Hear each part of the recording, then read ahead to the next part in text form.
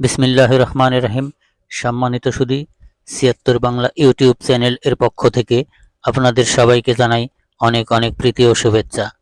দর্শক মণ্ডলী, আজকে আপনাদের সামনে তুলে ধরব নতুন একটি ব্লগ। দর্শক শ্রোতা, আমরা আসলাম চাটমোহর রেলবাজার। চাটমোহর বাস স্ট্যান্ড থেকে অটো বা সিএনজি যোগে আপনারা সরাসরি আসতে পারবেন রেলবাজারে। রেলবাজারে 10 থেকে 15 টাকা করে প্রতিজন ভাড়া নেবে।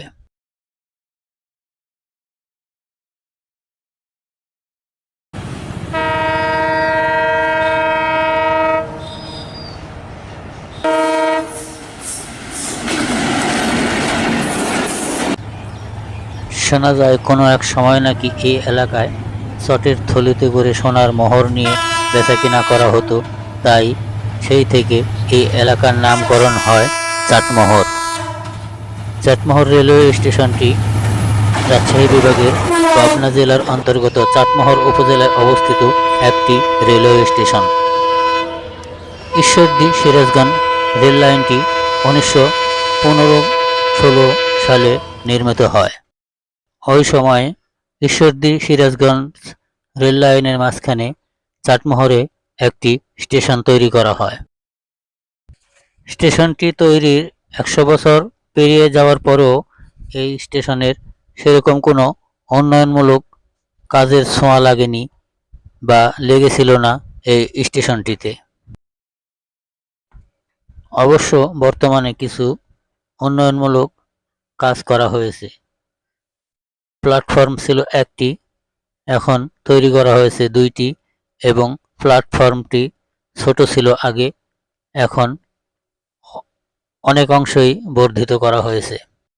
এই স্টেশনটি উন্নত হওয়ায় ভ্রমণ পিপাসু এবং মালপত্র লেনদেনের ক্ষেত্রে অনেকেরই অনেক সুবিধা হবে।